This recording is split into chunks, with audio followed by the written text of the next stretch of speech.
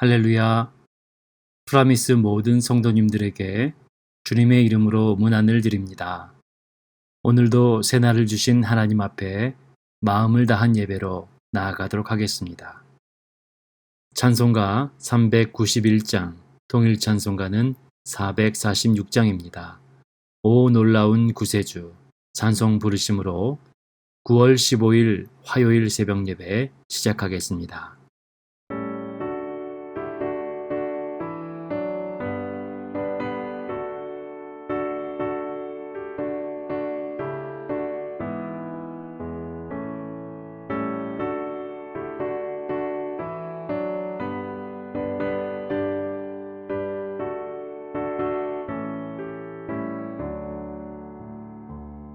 오 놀라운 구세주 예수 내 주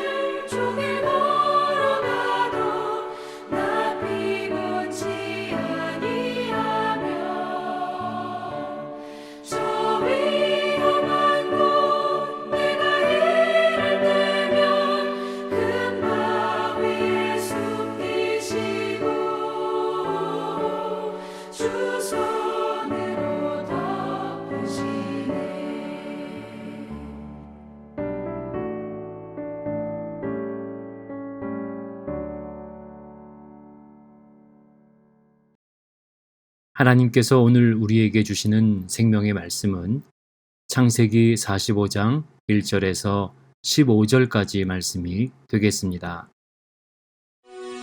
그 정을 억제하지 못하여 소리질러 모든 사람은 나에게서 물러가라.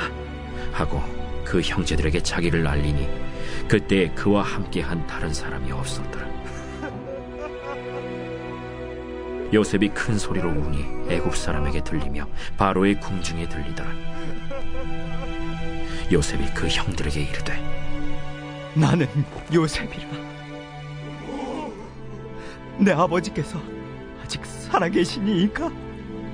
형들이 그 앞에서 놀라서 대답하지 못하더라. 요셉이 형들에게 이르되 내게로 가까이 오소서. 그들이 가까이 가니 나는 당신들의 아우 요셉이니 당신들이 애굽의 판자라. 당신들이 나를 이곳에 팔았다고 해서 근심하지 마소서. 한탄하지 마소서. 하나님이 생명을 구원하시려고 나를 당신들보다 먼저 보내셨나이다. 이 땅에 2년 동안 흉년이 들었으나 아직 5년은 밭갈이도 못하고 추수도 못할지라. 하나님이 큰 구원으로 당신들의 생명을 보존하고 당신들의 후손을 세상에 두시려고 나를 당신들보다 먼저 보내셨느니, 그런즉 나를 이리로 보내니는 당신들이 아니요 하나님이시라. 하나님이 나를 바로에게 아버지로 삼으시고 그 온 집의 주로 삼으시며 애굽 온 땅의 통치자로 삼으셨나이다. 당신들은 속히 아버지께로 올라가서 아뢰기를, 아버지의 아들 요셉의 말에 하나님이 나를 애굽 전국의 주로 세우셨으니 지체 말고 내게로 내려오사 아버지의 아들들과 아버지의 손자들과 아버지의 양과 소와 모든 소유가 고센 땅에 머물며 나와 가깝게 하소서. 흉년이 아직 5해가 있으니 내가 거기서 아버지를 봉양하리이다. 아버지와 아버지의 가족과 아버지께 속한 모든 사람에게 부족함이 없도록 하겠나이다 하더라고 전하소서. 당신들의 눈과 내 아우 베냐민의 눈이 보는 바 당신들에게 이 말을 하는 것은 내 입이라. 당신들은 내가 애굽에서 누리는 영화와 당신들이 본 모든 것을 다 내 아버지께 아뢰고 속히 모시고 내려오소서 하며 자기 아우 베냐민의 목을 안고 우니 베냐민도 요셉의 목을 안고 우니라. 요셉이 또 우니 형들이 그제서야 요셉과 말하니라.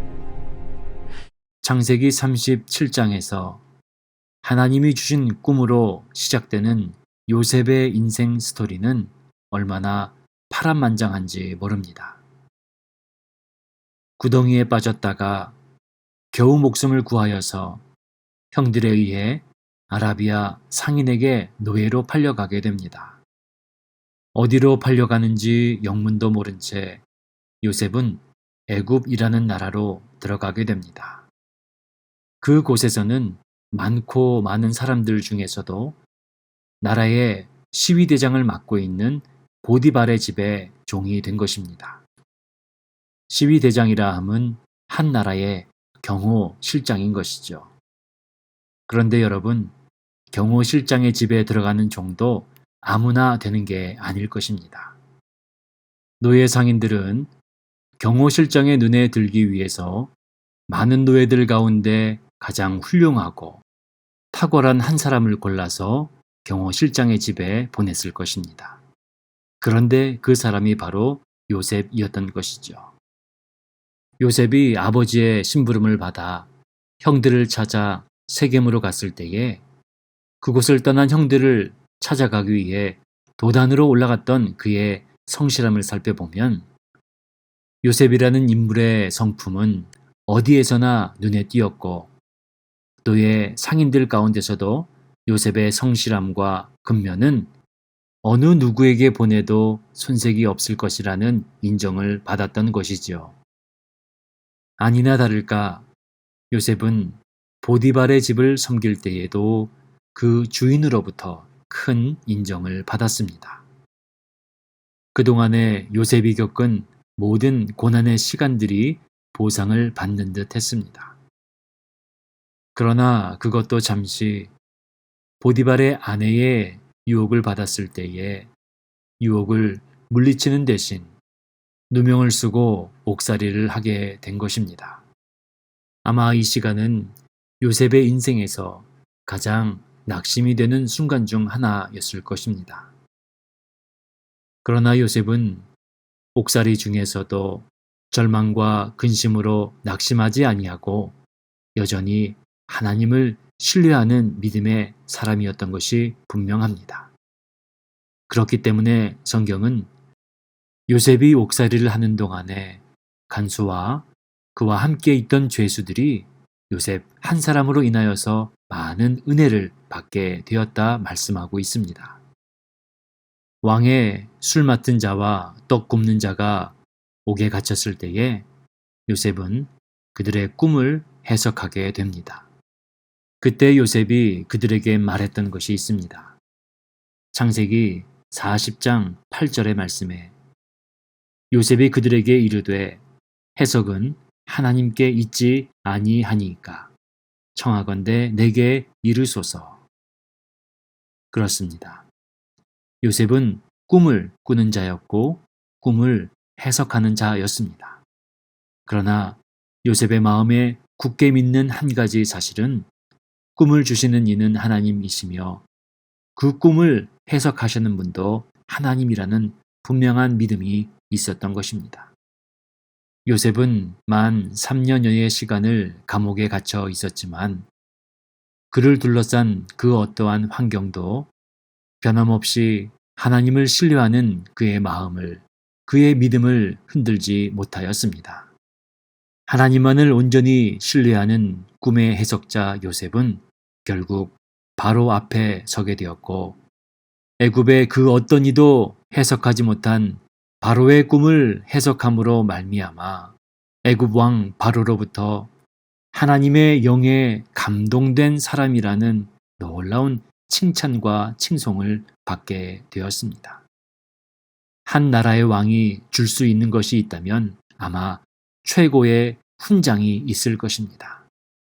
그러나 요셉에게는 왕이 줄 수 있는, 대통령이 줄 수 있는 그 어떠한 최고의 훈장보다 귀하고 값진 하나님의 영에 감동된 사람이라는 이 한마디가 그의 인생 최고의 훈장으로 붙여지는 순간이었던 것입니다. 그렇게 요셉은 애굽의 총리가 되었습니다.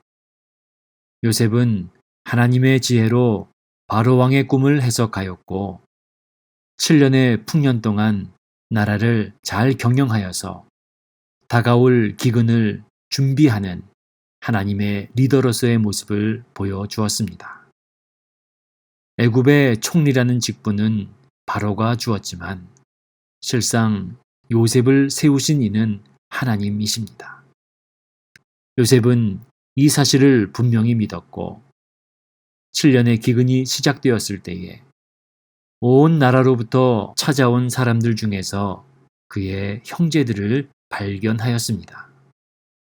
요셉이 그가 겪은 고난과 외로움의 시간들을 되돌아본다면 자신을 미워하고 다른 나라의 종으로 팔아 자신을 버린 형들이 너무나 원망스럽고 또한 참을 수 없는 분노가 일어나는 것이 마땅한 것입니다.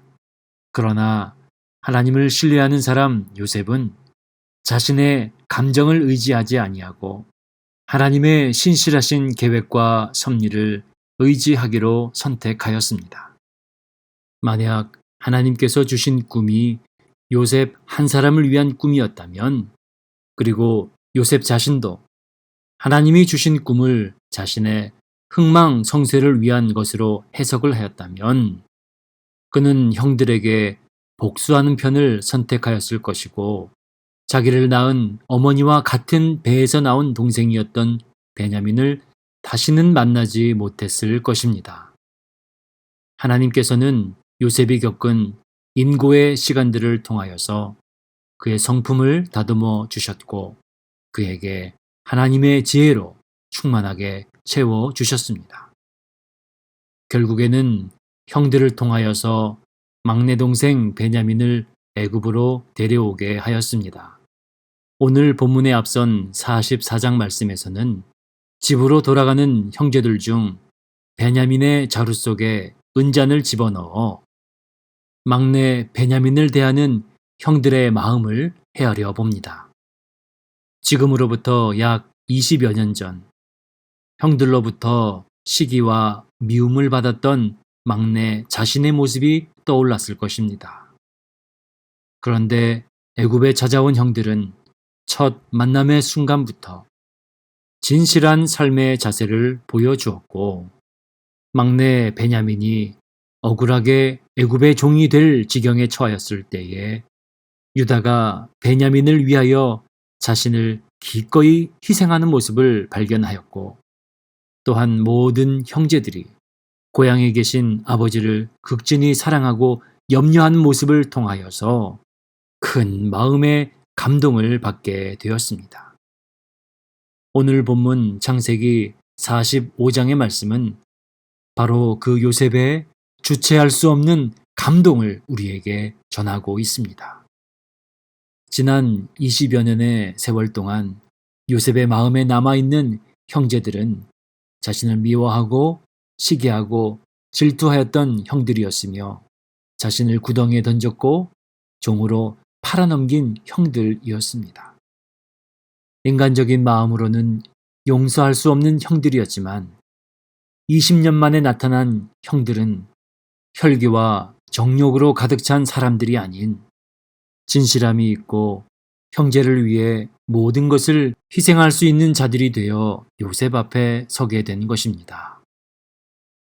본문 1절의 말씀을 보면 요셉이 시종하는 자들 앞에서 그 정을 억제하지 못하여 소리질러 모든 사람을 자기에게서 물러가라 하고, 2절 말씀을 봅니다.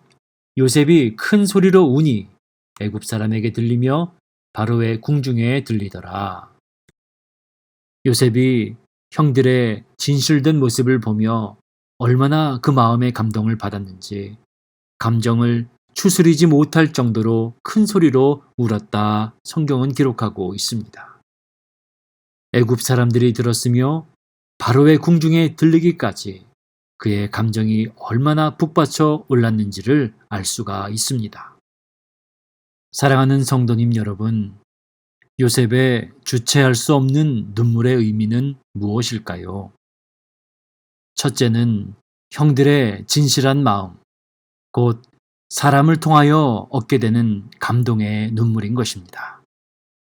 형들의 거짓이 없는 언행과 동생을 사랑하고 아버지를 극진히 염려하는 모습을 보며 마음속에 남아있던 형들에 대한 모든 앙금이 사라지는 용서의 눈물을 흘릴 수 있었습니다. 사랑하는 성도님 여러분, 그리스도인의 무기는 진실함과 희생이 되어야 한다는 것을 오늘 말씀을 통하여서 다시 한번 깨닫게 됩니다. 인간의 힘으로, 인간의 방법으로 감당할 수 없고 뛰어넘을 수 없는 높은 벽을 허무는 길은 진실함과 희생이라는 것입니다. 요셉의 삶 깊숙한 곳에 자리 잡은 형들에 대한 두껍고 높은 장벽은 그 어떤 사람의 힘과 방법으로 허물 수가 없는 마음의 장벽인 것입니다. 만약 요셉 앞에 선 형들의 모습이 20년 전에 미움과 시기와 질투와 욕망으로 가득 찬 모습이었다면 아마도 오늘 요셉이 흘리는 눈물은 분노와 복수의 눈물이 되었을 것입니다. 그러나 형들의 진실함은 요셉을 감동시켰고, 드디어 요셉은 형들에게 자신의 신분을 드러내게 됩니다. 3절 말씀입니다. 요셉이 그 형들에게 이르되 나는 요셉이라. 내 아버지께서 아직 살아계시니까. 형들이 그 앞에서 놀라서 대답하지 못하더라. 진실한 형들을 요셉 또한 진실함으로 대합니다. 4절의 말씀을 보면 요셉이 형들에게 이르되 내게로 가까이 오소서. 그들이 가까이 가니 이르되 나는 당신들의 아우 요셉이니 당신들이 애굽에 판 자라. 요셉은 자신이 형들의 동생임을 확인시켜주기 위하여서 요셉과 형들의 인생에서 결코 잊을 수 없는 순간을 이야기합니다. 당신들이 애굽에 판 자라. 이 이야기를 들었을 때 형들의 마음은 여러 가지 생각이 들었을 것입니다. 정말 내 앞에 있는 애굽의 총리가 내 동생 요셉이란 말인가? 애굽의 총리가 된 동생에게 몹쓸 짓을 했으니 이제는 결국 죽게 되는 것인가? 그런데 요셉은 그와 같은 두려움과 알 수 없는 감정에 사로잡힌 형들에게 말합니다. 5절 말씀입니다. 당신들이 나를 이곳에 팔았다고 해서 근심하지 마소서, 한탄하지 마소서. 요셉은 이제 비로소 그가 감정을 주체할 수 없는 눈물을 흘린 진짜 이유를 밝힙니다. 하나님이 생명을 구원하시려고 나를 당신들보다 먼저 보내셨나이다. 7절 이하의 말씀을 계속 살펴보겠습니다. 하나님이 큰 구원으로 당신들의 생명을 보존하고 당신들의 후손을 세상에 두시려고 나를 당신들보다 먼저 보내셨나니. 8절 말씀입니다. 그런즉 나를 이리로 보낸 이는 당신들이 아니요 하나님이시라. 하나님이 나를 바로에게 아버지로 삼으시고 그 온 집의 주로 삼으시며 애굽 온 땅의 통치자로 삼으셨나이다. 그렇습니다. 요셉의 눈물의 참된 의미는 바로 하나님의 섭리에 감동하였기 때문입니다. 요셉은 형제들의 진실된 언행 속에서 하나님의 섭리를 발견하였고 하나님의 놀라운 섭리에 감동의 눈물을 흘린 것입니다. 요셉은 변화된 형들의 모습을 보며 허물 많은 형들의 인생도 만져주시고 새롭게 하시는 하나님의 놀라운 섭리에 감동할 수밖에 없었습니다.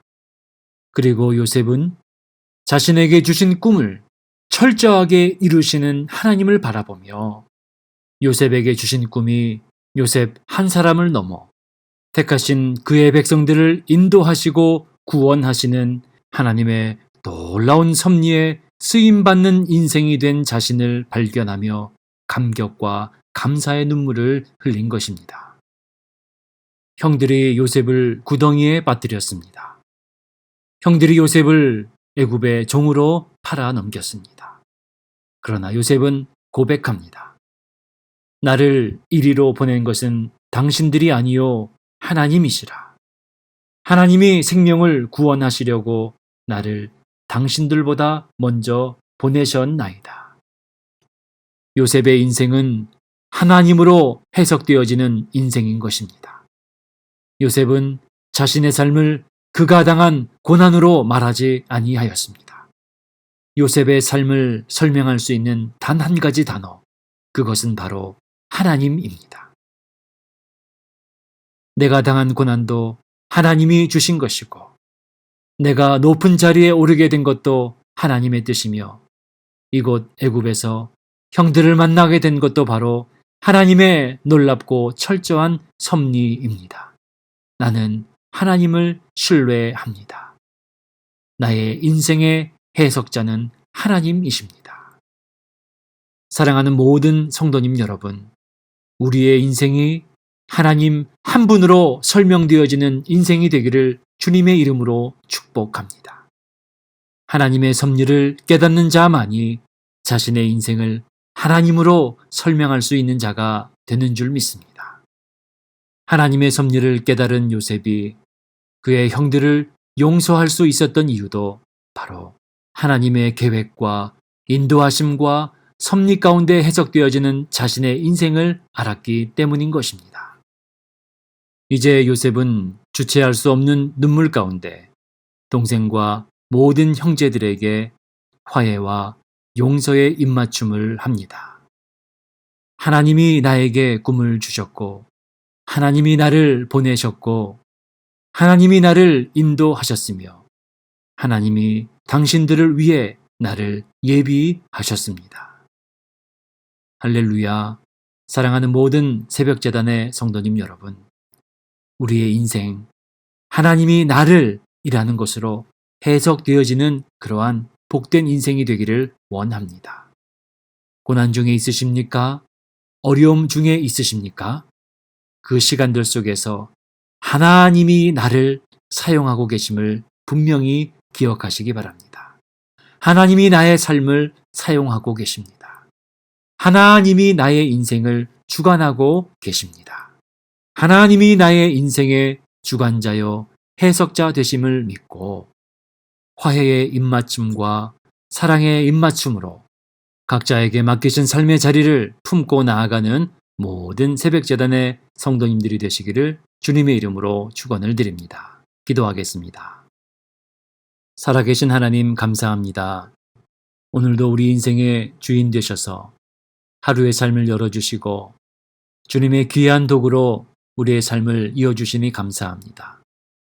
하나님, 요셉과 같이 삶의 모든 시간들 속에서 고난과 역경 중에서도 하나님이 나의 인생을 이끌고 가심을 믿고 오늘도 주신 말씀을 따라 순종하며 나아가는 이 하루가 되게 하여 주시옵소서.